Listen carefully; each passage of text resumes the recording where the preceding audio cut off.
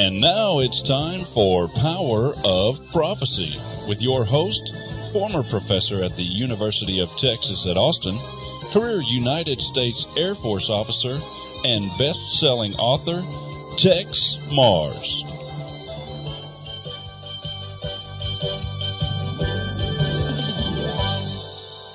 Hello, friends. This is Jerry Barrett. I wanted to give you an update on Texe's health. He is home and resting. His strength is returning slowly, so your continued prayers for his full recovery are greatly appreciated. We here at Power of Prophecy pray that you will agree that this repeated message from Texe is a timeless classic for yesterday, today, and tomorrow. Hello, friends. This is Texe Marrs. Welcome to another edition of Power of Prophecy. Well, today I'd like to talk to you about the minds.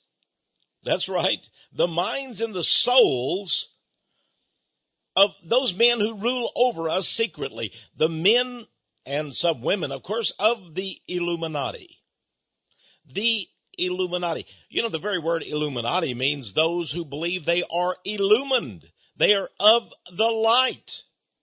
And throughout occult literature, you find allusions to the light. They call themselves the army of light. Those in the occult world and the secret societies actually talk about these ascended masters, these really demon spirits, who in the spirit world are beings of light. Well, of course, the Bible talks about the devil himself coming disguised as an angel of light. Many in the New Age movement in the occult world say that the angelic brotherhood that is assisting them, we would call them devils or demons, are to be called the White Brotherhood. White. Now, this has no allusion to race. Doesn't mean they're Caucasians or white people. No, they're demon spirits. But you see, they disguise themselves as angels of light. The Apostle Paul said even Satan himself and his ministers, his devils, come to us disguised as angels of light, as ministers of righteousness, and so forth. And you know, whether it's Henry Kissinger, David Rockefeller, Zbigniew Brzezinski, Barack Obama, Lord Jacob Rothschild, they all proclaim that they want to give us a utopia, a new world order, a novus ordo seclorum, a world of light. And so they're going to deny that they are part of the darkness. Oh no, it's the true Christians, it's the true patriots that are the brotherhood of darkness. The Illuminati are the brotherhood of light. The enlightened ones, they call themselves. But you know, the Bible itself, the Bible gives us the answer as to who really is the brotherhood of darkness. I want to talk to you today about men who love the darkness. They can proclaim they're the light all they want. You know, some years ago, I found a very rare book, and I was able to obtain a copy of it, and you just won't find this book anywhere. But it talked about the coming solar brotherhood. The solar, S-O-L-A-R, brotherhood. Well, you know, from time immemorial, pagans, secret societies, cultists, occultists, the Illuminati have worshipped the great sun god and all of the planets and all of the planetary presences, the stars and so forth, as angelic beings of light. Did you know that Lucifer himself, his very name comes from the Latin word lux, which means light? So he's a being of light. And in the New Age occult movement, sometimes they call their angel Lucifer the solar logos, the solar spirit, the spirit of the sun. Helena Blavatsky, in her book, The Secret Doctrine, talked about the solar logos, and she says the one whom we worship is the central sun. I wrote a book exposing the New Age movement and the Illuminati elite in the secret societies. I called it Dark Majesty, the Secret Brotherhood, and the magic of 1,000 points of light. So they're masquerading as points of light. And they want to bring us more light. In the Masonic fraternity, every Mason professes that he is seeking more light. He can't seem to get enough of light. This brought me, by the way, to ask the question, why is it that even as they profess to be in the light and that they are seekers after the light, in reality they embrace and love the darkness? I was reading the Gospel of John, chapter 3 recently, and it was talking about God loving the world so much that he gave his only begotten Son, that whosoever believeth him should not perish, but have everlasting life. And the very next few verses after that, that's John 3:16, I think also are very important. Verse 17 says, "For God sent not his Son into the world to condemn the world, but that the world through him might be saved." And verse 18 is very interesting. It says, "He that believeth on him," in other words, he that believeth on Jesus, "is not condemned, but he that believeth not is condemned already, because he hath not believed in the name of the only begotten Son of God." Incidentally, it's so fascinating to me. Some people accuse me of damning people to hell. Well, you're consigning so-and-so to hell. Well, you're saying that hundreds of millions of Muslims are going to hell. You're saying that a billion Hindus are going to hell. Oh, whoa. Oh, you're so bad. You're such a bad person, Texe Marrs. You're condemning people to hell. Oh, well, what a mighty man I would be if I had that power to condemn people to hell. Can you imagine the power? Well, Jesus Christ has that very power. But Texe Marrs has none of it. I cannot condemn you or anyone else to hell. I can only tell you what the scriptures say about those who disobey and refuse to believe in the Son of God. It's interesting that if you don't believe in Jesus Christ as the Son of God, it says here, you're condemned already. In effect, you're condemning yourself. It's a done deal. When you get up to the judgment seat of God, the only question he's going to ask you is, do you believe in my Son? Well, it's too late to lie about it. I know there's going to be multitudes who say, yeah, I believe in him now. Give me another chance. I didn't know before, but here I am standing now. And there he is sitting on the throne. Oh, yeah, I believe in him. Well, it's too late. You're already condemned. He that believeth not is condemned already, because he hath not believed in the name of the only begotten Son of God. So, I remember in the Air Force, I was giving a court-martial to a young man. I was a military officer, and the young man complained to me. Actually, wasn't a young man. He was about 30 years old. He was a staff sergeant. He said, do you know what you're doing? You're hurting my career. I was a captain. I was Captain Marrs. This is going to be a black mark on my career. Do you understand what you're doing to me, sir? Huh? He had been brought into me for failure to obey a lawful order and for cursing his superior officer. He had a little fit of temper and refused to do something he was ordered to do. Then he turned around and cursed the officer in charge. So there he was brought up on charges before me. Now, he didn't deny that he had done it, but he just didn't like the fact that I was going to dole out punishment for what he had done. He said, do you understand that I may not get promoted again? This is going to really hurt my career, what you're doing to me, Captain. And I looked at the man and I very calmly said, what you did to yourself. What you've already done to yourself. You see, he had condemned himself already when he did the foul deeds. I'm just the judge. I just mete out the punishment. Of course, I had already asked him, are these things true? We have these witnesses that say you did ABC. Is this true?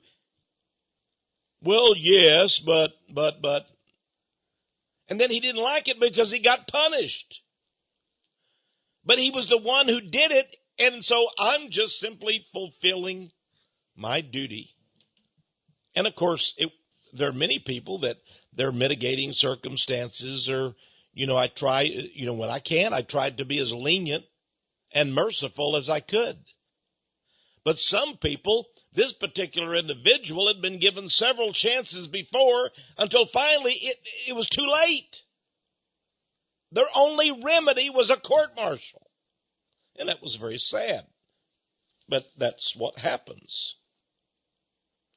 Now, verse 19 really gets good. It says, and this is the condemnation, that light is come into the world, and men love darkness rather than light, because their deeds were evil. Wow. Now, this is the condemnation for everyone who refuses to believe in the name of the only begotten Son of God, Jesus Christ. What is the condemnation? Well, first of all, here's an explanation of how they're condemned. It says that light is come into the world. Who is that light? Jesus Christ, the light of the world. I am the way, the truth, and the life. He is the light of the world. And men love darkness rather than light because their deeds were evil. Jesus came as the Son of God, as light, pure light. There is no turning of darkness in him, the Bible says. But men refused the light. If they had obeyed the light, if they had sought the light, if they had known that it was Jesus Christ who was the light and believed in him, they would have repented of their sins and been saved. Instead, they loved the darkness so much that they said no to the light. And thus they condemned themselves. That was the condemnation. But why would they do it? Why do the Illuminati do evil things? The Bible talks about inventors of evil things. The Illuminati have actually invented wars, bloodshed, economic chaos, murders, crises, one after another. But they love the darkness. Now the Illuminati can claim all day we're the illumined ones. We love the light, but they are proven to be liars because they rejected the light whereby they might be saved. Why? Because their deeds are evil. They're robbing, they're marauders. They're stealing from you and me. They're defrauding people.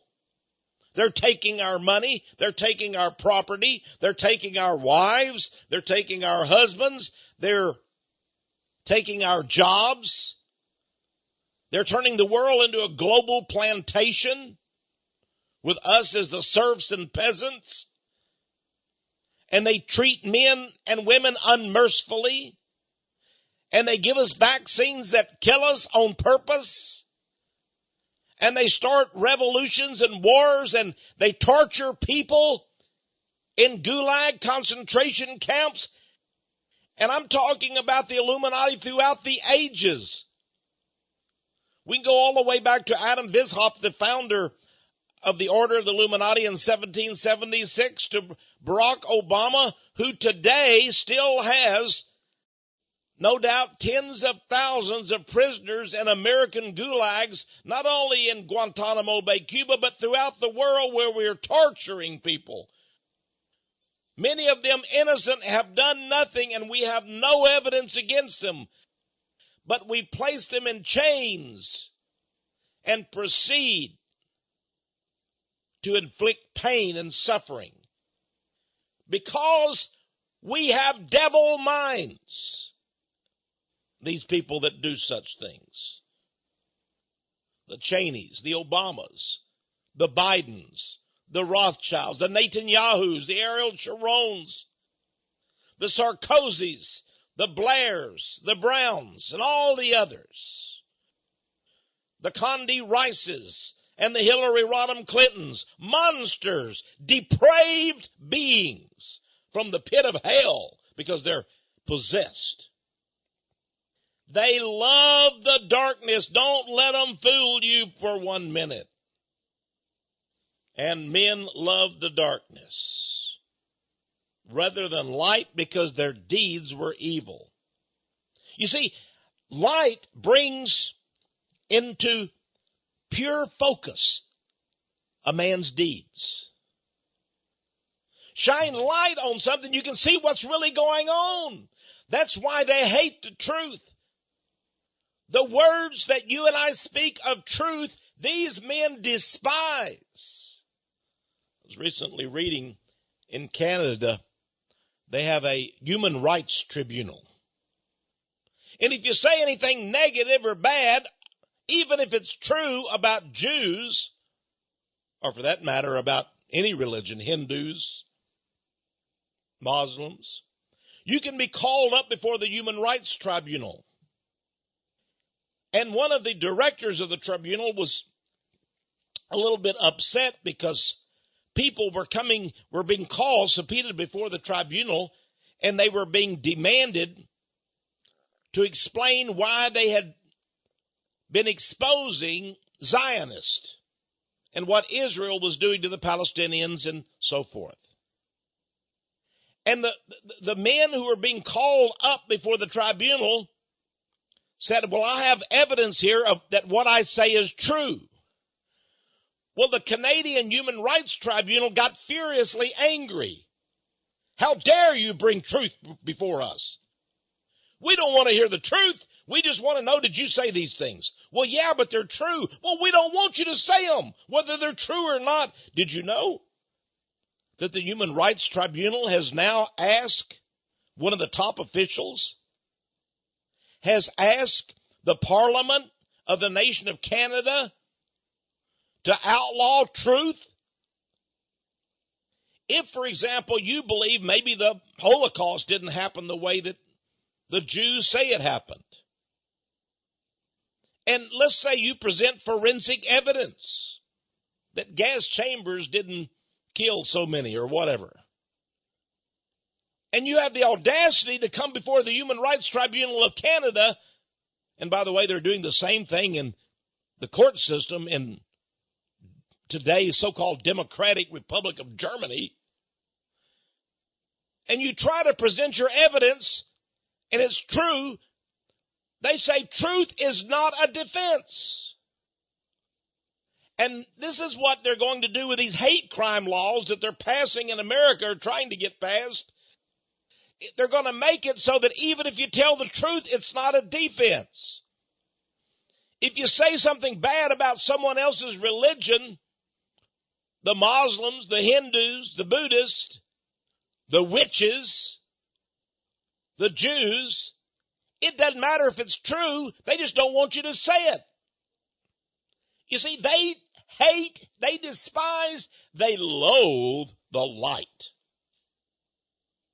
Don't bring us the light, accept our lie. Profess the lie. No wonder Solzhenitsyn, author of the Gulag Archipelago, who exposed the Gulag concentration camps and all of their monstrosities in Soviet Russia. Solzhenitsyn said, one word of truth outweighs the whole world. That's how powerful truth is. What an antiseptic is the light of truth. Verse 20 there in John 3 says, for every one that doeth evil hateth the light, neither cometh to the light, lest his deeds should be reproved. You get that? Everyone that's evil, that does evil, hates light. And they don't come to the light. They avoid the light. They stay in the darkness like cockroaches, because their deeds will be reproved. In other words, their deeds will, reproved means more than just criticized, exposed, unmasked for what they are, evil deeds. That's why the Human Rights Tribunal says, don't bring us truth. We want to know if you're going to profess and believe in our lies. And we'll convict you for telling the truth. Verse 21, though, says, but he that doeth truth cometh to the light, that his deeds may be made manifest, that they are wrought in God. In other words, that they're of God. When you do something that's truthful, it has to be of God, because God is the author of truth. I think that's pretty important. Let me tell you something, my friends. The wrath of God is fallen on every man that refuses to come to the light. The wrath of God is fallen on every man that refuses to come to the light. I was reading Luke, the Gospel of Luke, chapter 8, verses 16 and 17. It says that if a man knows the light, has the light, does works related to the light, meaning the light of truth, did you know that those things will shine forth? Listen what it says here. It says, no man, when he hath lighted a candle, covereth with a vessel, or putteth it under a bed. But instead he setteth it on a candlestick, that they who enter in may see the light. For nothing is secret that shall not be made manifest, neither anything hidden that shall not be known and come abroad. Friends, everything the Illuminati is doing in the darkness someday will come to light. It will be manifested, and you and I will see that darkness. They say we will do these secret things and no man sees us, but God sees them. He's watching.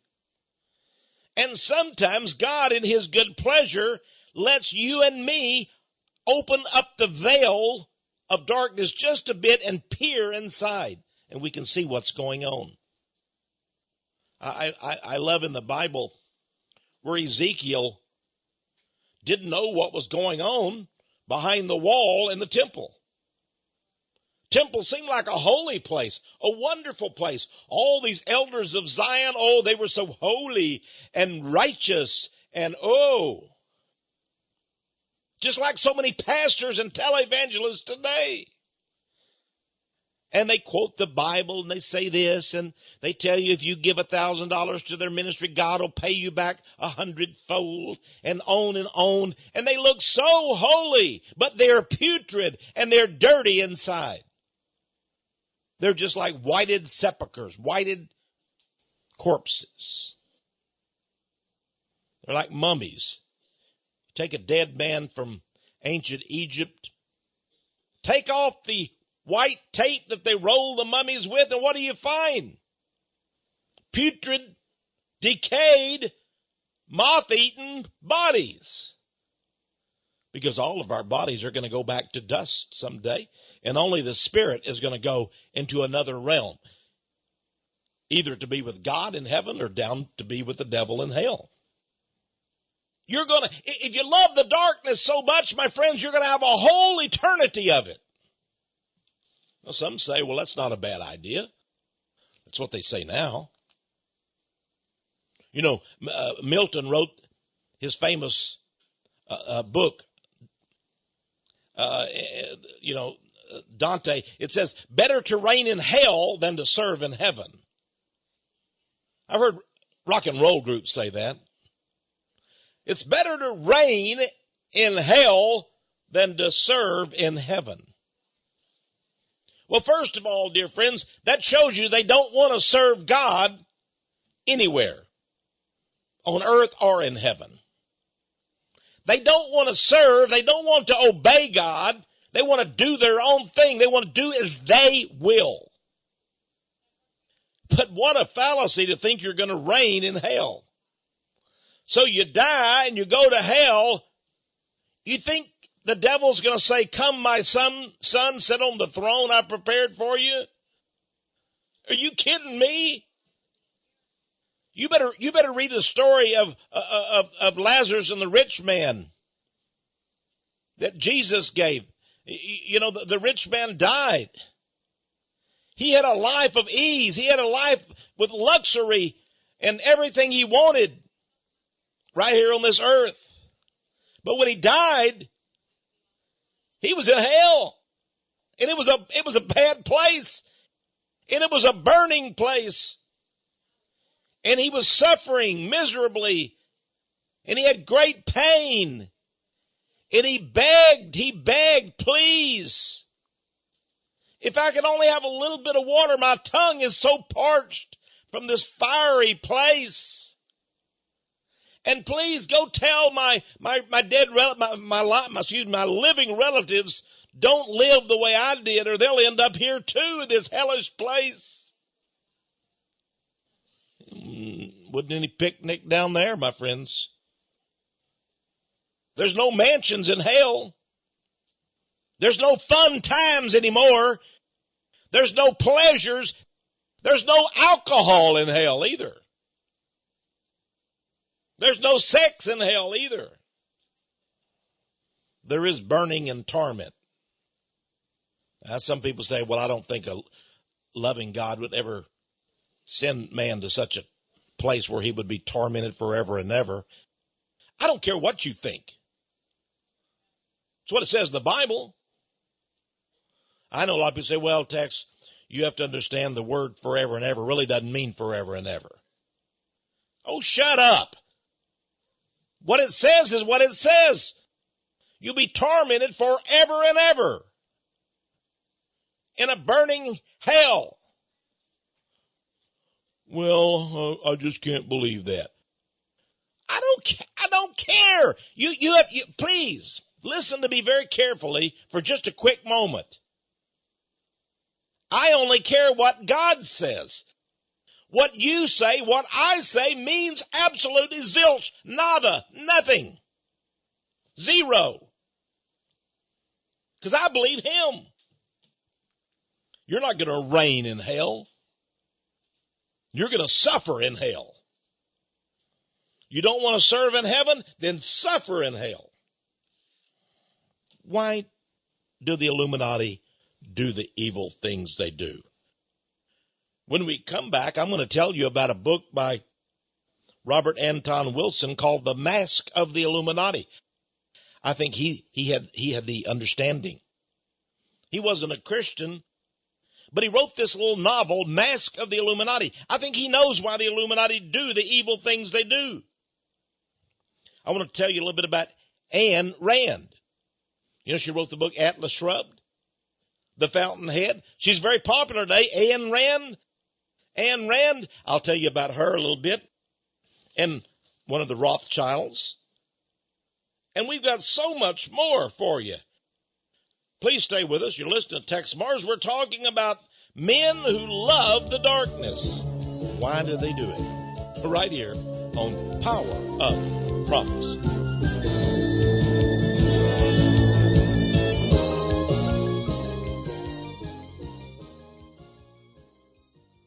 This Texe Marrs again. You know, if you've never read my best-selling book, Dark Majesty, The Secret Brotherhood and the Magic of 1,000 Points of Light, I encourage you to do so. The book is only $20, and I've got it here in front of me. It's around 290 pages long. And I'll tell you, you'll find out what God the Illuminati worship. Who is the God whom they worship, whose name they conceal? But you'll find out more of the secret societies, especially about the Order of Skull and Bones. This was only the second book in the world ever published exposing the Order of Skull and Bones. The first was by my good friend, the late Anthony Sutton, great man. He was the one who wrote the Secret Establishment about the Order of Skull and Bones. And you know, right before he passed away, he sent me all of his card files and his information about the members of the Skull and Bones. And then an anonymous gentleman one time sent me an entire list of the membership of the Order of Skull and Bones. But you'll read about the world conspiracy, about the Order of Skull and Bones, about the Council on Foreign Relations, the great work of the Illuminati, the Bilderbergers, and other conspirators.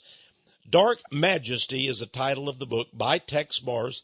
You can get a copy of Dark Majesty by phoning us in the United States or Canada, toll-free, 1-800-234-9673, 1-800-234-9673. You can write to us and send a check for $25. That would be $20 for the book, Dark Majesty by Texe Marrs, and $5 for shipping and handling. Postpay then a total of $25.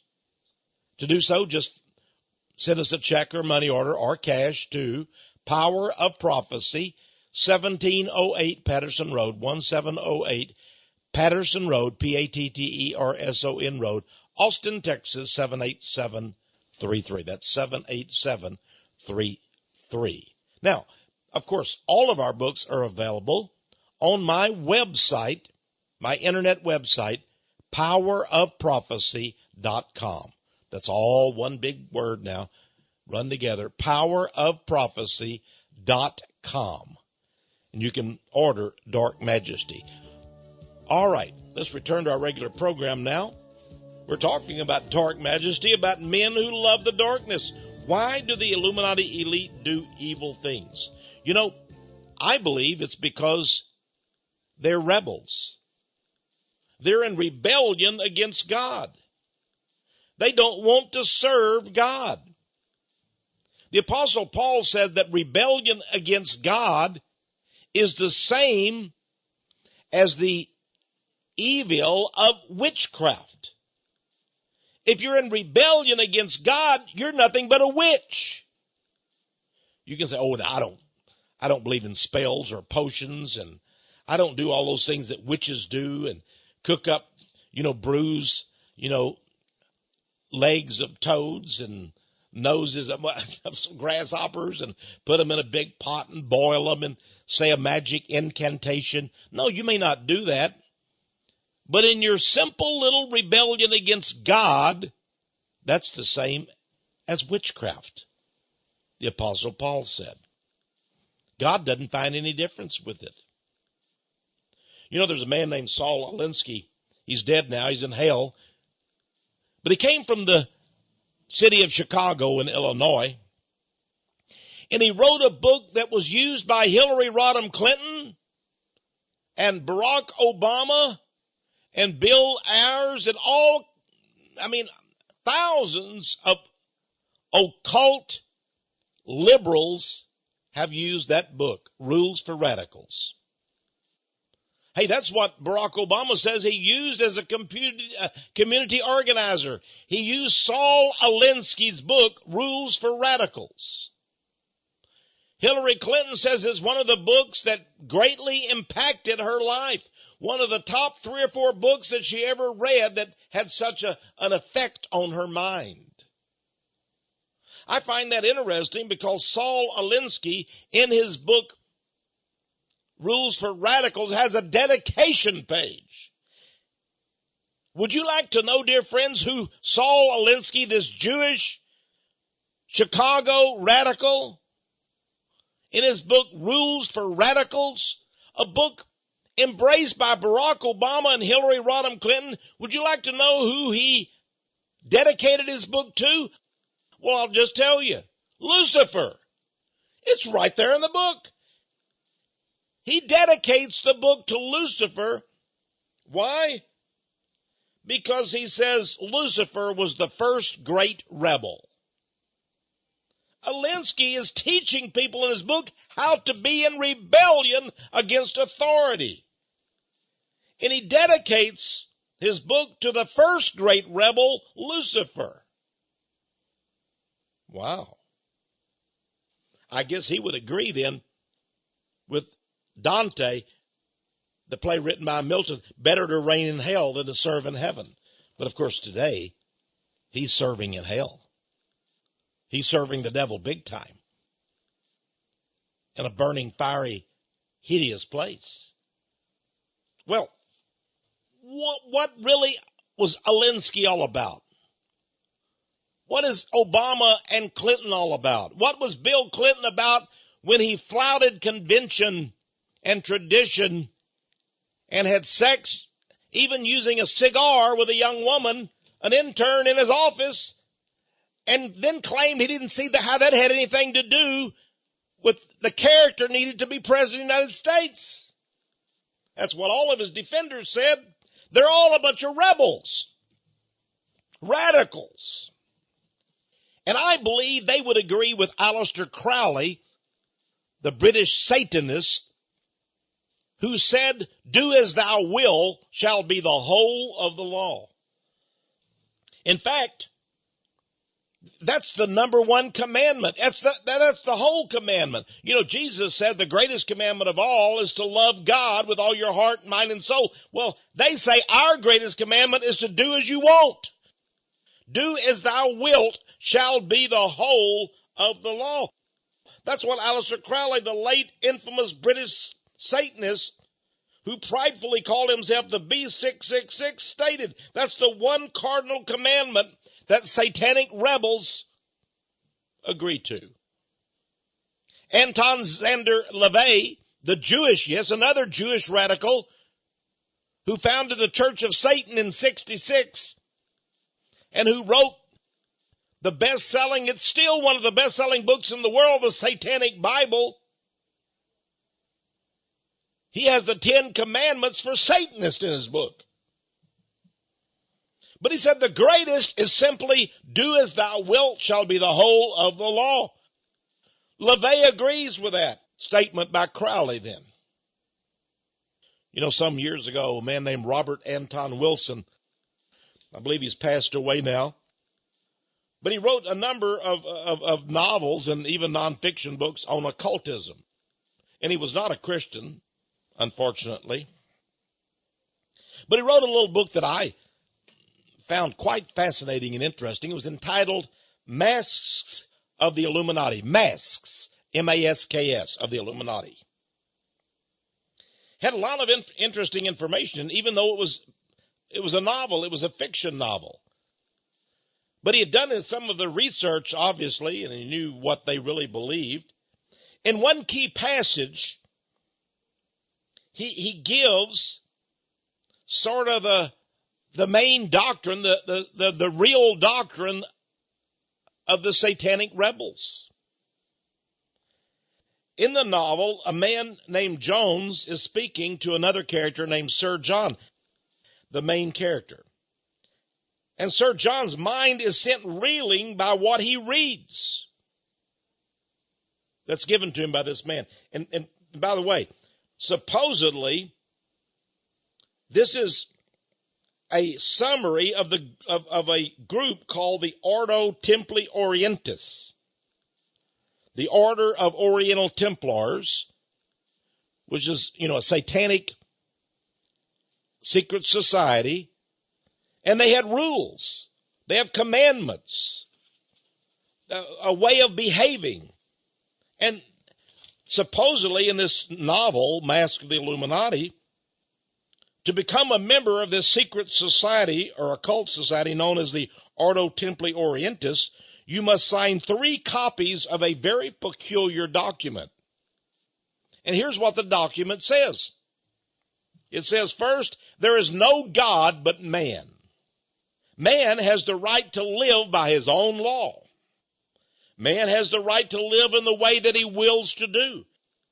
Man has the right to dress as he wills to do. Man has the right to dwell where he wills to dwell. Man has the right to move as he will on the face of the earth. Man has the right to eat what he will. Man has the right to drink what he will. Man has the right to think what he will. Man has the right to speak as he will. Man has the right to write as he will. Man has the right to mow as he will. Man has the right to carve as he will. Man has the right to work as he will. Man has the right to rest as he will. Man has the right to love as he will, where, when, and with whom he will.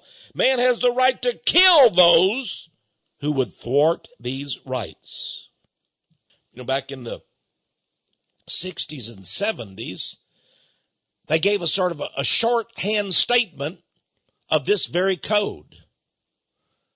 It was called Do Your Own Thing. Little Texas twang there. Do your own thing. Hey man, do your own bag. March to the drummer as you want to. Crowley said the same thing. Anton LaVey of the Church of Satan said the same thing. Do whatever you want. Do whatever you will. Now, you may think that this is an odd thing because there's so many conventions and traditions that, men must conform to, it seems like. And a lot of people work very hard just to escape all of the, conformities. They try to escape the traditions and do their own thing. But if you go too far, dear friends, that you can violate the laws of God. But see, in the secret society, they said there is no law of God. There's only man's law. So man is God. This is anarchy. Every man doing as he will. The Bible warns of men who do what is right in their own eyes. Somebody came to me one time and dared me to find anything wrong with the literature of Alcoholics Anonymous. I said, you dare me to find something wrong with it? Find one thing that's unbiblical about it. You cannot, they said. I said, well, give me what do you believe in Alcoholics Anonymous? He said, we have 12 steps. Well, show me your 12 steps, I said. That's simple. I noticed right away, one of the earliest steps said that you must believe in God as you understand him. Another step said that you must believe or turn your life over to a higher power. I said, God as you understand him, what if you understand him as Satan? Well, the man says, well, then I guess you'd have to worship Satan. Well, what's the name of your higher power? I said. He said, well, he doesn't have any name. It's whatever anybody wants to give him. It can be Ramakrishna. It can be Mother Goddess Kali. It can be Allah. It can be Jesus. Whatever name. You can take your own self as God. Texe Marrs can be your own higher power. So I said, so I can worship myself in AA. They said, oh, well, yes. I said, well, I could just take this military boot over here and call that my higher power. Well, yeah. And I wanted to laugh. And you think this is biblical? You think this is what God wants? That wasn't much longer, not too long after that, then somebody called me from San Antonio, Texas. They were trying to help a young man, reform from being an alcoholic. And the pastor told them, well, take him down and introduce him to Alcoholics Anonymous. They'll help him. The church didn't have anything to do with it. We can't help him, but take him to Alcoholics Anonymous. They'll help him. Hey, friends, if the Christian church can't help a man get rid of the sin and vice of alcoholism, you think some man organization built by men, founded by men, can do anything at all? Are you out of your head? You crazy? So they did. They took him down there. Now, it just so happened that this young man not only was an alcoholic, but he was a Satan worshiper. And they asked Alcoholics Anonymous, can you help us? Can you help rehabilitate this young man from our church? And the director, the head of that particular chapter of AA in San Antonio, Texas, sure we can. They said, well, we want to make sure that you'll help this man because he really needs God in his life, they said. Because he worships Satan. And the head of the Alcoholics Anonymous, the chapter there said, oh, just a moment now. We can't tell him what God to worship. We can just tell him that he should worship the God of his own understanding, the higher power of his choice. You see, they were a pro-choice group. And if the man wanted to worship Satan, the young man, that was his choice. They were not going to try to convert him to any other God. That was his God. The people from the church were absolutely flabbergasted. They had heard me criticizing Alcoholics Anonymous on the radio, and they called me to tell me, well, Tex, you were absolutely right. Turning over this young man for help to them was like turning him over to the devil. Well, the devil already had him in his grasp. Now, listen to me, friends. Some people say, well, I'll tell you what I am. I'm a libertarian. I do what I want. I do when I want. I do with whoever I want. I'm a libertarian. I read books by Ayn Rand, A-Y-N Rand. I read the Atlas Shrugged book, and boy, I tell you, I believe in, she has a religion. It's not like that old ugly, stupid Christianity. It's called objectivism. I like to be objective. Well, you know, I've read all of Ayn Rand's works. She's not objective. Are you kidding me? Her philosophy is narcissism, selfishness. Her religion, Ayn Rand in The Fountainhead, but especially in her seminal book, the number one book that she wrote, number one bestseller, Atlas Shrugged, all the way through it, it's almost like you keep reading over and over. Do as thou wilt shall be the whole of the law. Do as thou wilt shall be the whole of the law. Do what is pleasurable and selfish so that you can have your best life now. Sounds like something Joel Osteen may have written too.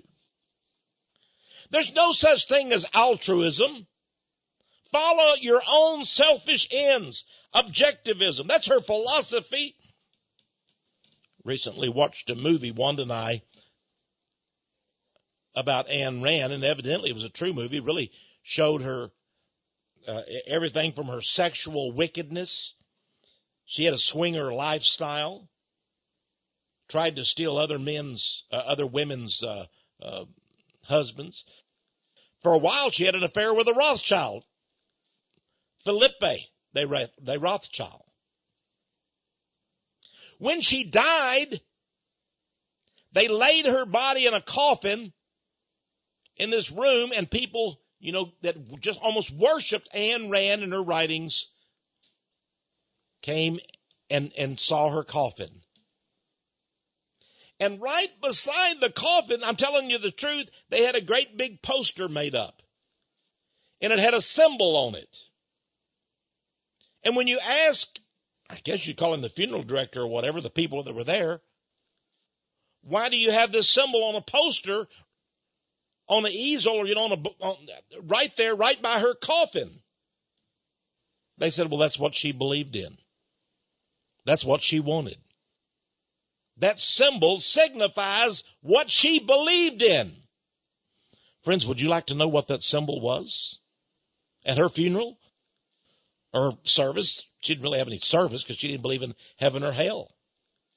She just believed in do whatever you want to right now. Whatever pleases you right now. I'll tell you what her symbol was that signified her life. It was a dollar sign. A dollar sign on a great big poster right by her coffin, her casket. Well, you know, Karl Marx said the God of the Jews is money. A famous Jewish writer back in the 19th century, Heinrich Heine, said money is the God of the Jews, and Rothschild is his prophet, the prophet of money, Rothschild. Ayn Rand was Jewish. She was a Jew. She had an affair with one of the Rothschilds even. And you think this woman is going to give you the philosophy, I'm a libertarian.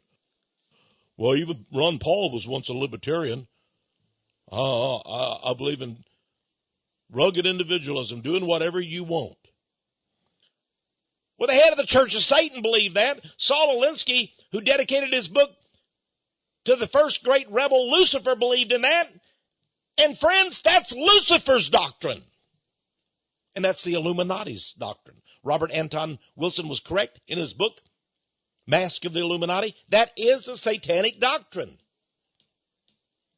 No wonder they have the S. I think that stands as the dollar bill sign. That stands for Satan with two lines going down it.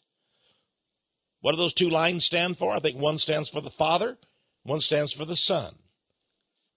The father of hell, Satan, and his son, the Antichrist. That's the two vertical lines going down the S on the dollar symbol.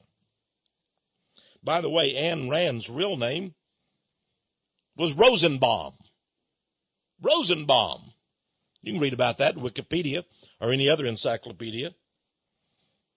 Why did she change her name to Rand? Well, she typed on a typewriter that was made by the Remington Rand Company. So she just adopted the last name there, Rand, as hers. Her first name was Allison, so she said, I think I'll call myself Ann. But not like Ann, A-N-N. It should be Ayn, A-Y-N. Friends, I'm telling you, this woman loved the darkness. She embraced the darkness. And I hope she got plenty of money while she was in this world, because you can't take it with you, said the Apostle Paul. I've heard of people, I heard one man in West Texas said, when I die, I want you to take me, put me in the front seat of my Cadillac convertible, and bury the whole thing. I understand they did. They dug a big hole, put him in the front seat of his Cadillac convertible car, and buried the whole thing in the ground. He tried to take it with him. Well, I bet you it's not in a very good shape today if you dig it out. Rusted, decaying, just like his body. But his spirit is somewhere else. His soul, it's gone. Those were just artifacts, his body and his car. You know, it's interesting, in the New Age movement, which is an occult movement, of course, and I've written many books exposing it. Wanda wrote New Age Lies to Women. I wrote Dark Secrets of the New Age, Mystery Mark of the New Age, Ravaged by the New Age Cults and Religions, many books exposing it. It's interesting that even as they say they're the light bringers, the light workers, and their God really is Lucifer, who they call the angel of light, nevertheless they have a doctrine which says the way to true happiness is to embrace the darkness. Isn't that strange? I think I mentioned this on the air before, had a real good friend of mine from old Air Force chaplaincy days. John and his wife came to see me some years ago. I said, John, you going to church now? He said, yeah, I go to an Episcopal church. Or he said, but we're thinking of leaving. I said, really? Why? Well, he said, you know, we've always been Episcopalians, but our pastor went off to some seminar in New Mexico. They had like a New Age seminar that taught them things. I said, yeah. And when he came back, he started preaching to us about everything he had learned. He said it changed his life. I said, really? Well, what did they teach him there? Well, they told him, and they taught all the Episcopal pastors that were there, that Jesus had a shadow. He wasn't all light. He had a dark shadow. And that all of us, all as human beings, are made up both of light and darkness. and that we each, as a human being, have our shadows. And the only way to true happiness is to merge, amalgamate, consolidate the dark and the light in one person. You know, you become like a morphodite, both light and dark. That's what the Freemasons teach. They even have a checkerboard floor, black, white, alternating. They have a double-headed eagle, two heads on one body. That's what the Orientalists tell you, yin and yang, black and light. And they want you to merge them together. And in the satanic Jewish Kabbalah, they teach that a person to truly be holy must do as much sin as possible. Only a person who has tasted evil can be holy.